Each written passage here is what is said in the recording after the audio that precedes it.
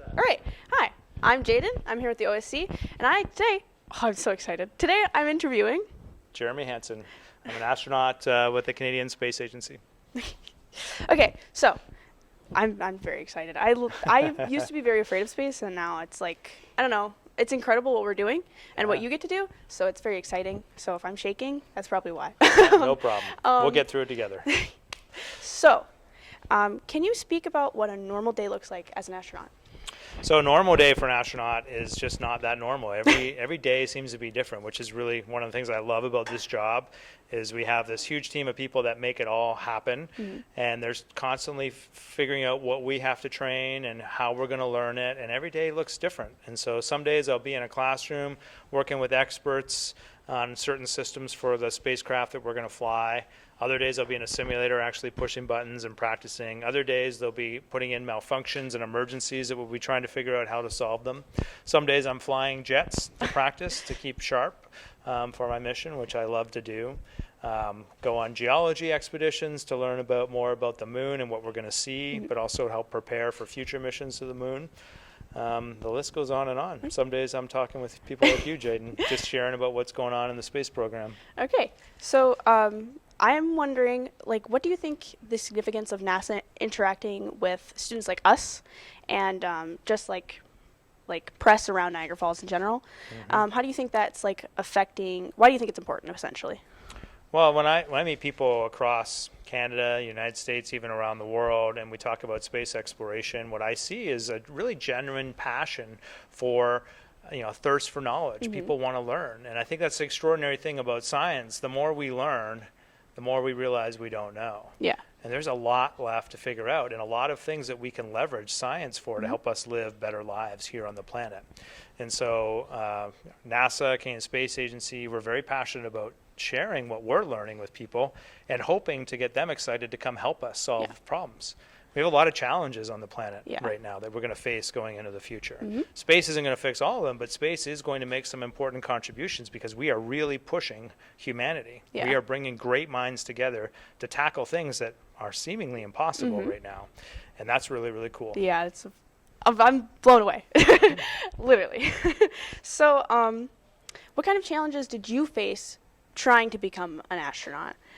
Yeah, so I set this goal of becoming an astronaut at a very early age, and I was kind of naive about it when I was really young. I didn't know, how hard that path would be and how challenging, and some of the luck I would have to have almost along the way. But when I look back upon it, what I truly realize is that people helped me all along the way, even when I didn't realize it was happening, because people knew where I was trying to go.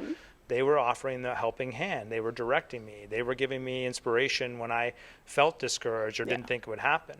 I can give you examples. I sort of created this image that astronauts were these perfect people that never made mistakes, and they knew everything, and they wouldn't have any failures on their path. And that's just not true, but that's what I thought.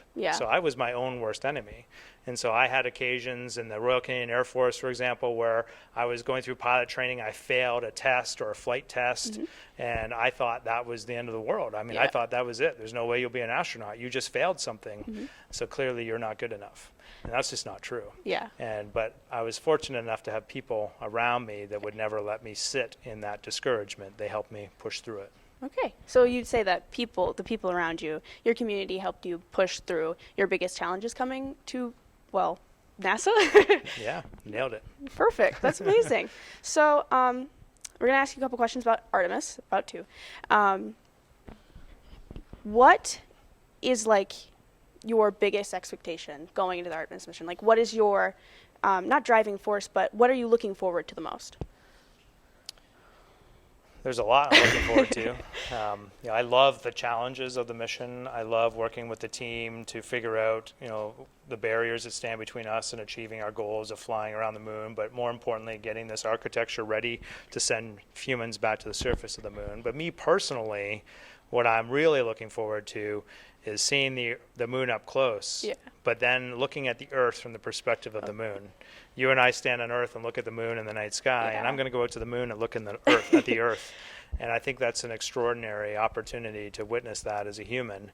And we're going to share that back with humanity. We're going to take images and video of this, and hopefully during that time, people will just stop and reflect upon how we're all trapped here on this one Yeah. planet and how we must work together to solve problems, to create, not destroy. Okay. Well, obviously, Artis Mission is going to be the first space mission to take a woman and a black man and a Canadian to space. Can you talk about the significance of that? There's lots of significance. One of the things that we always try to reflect as a crew is that this should be perceived as the new normal.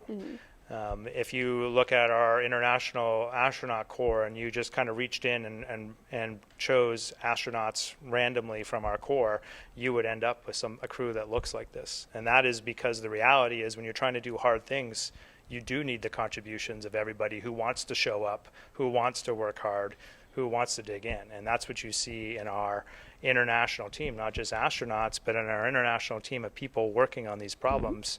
We are diverse, and that's what makes us awesome.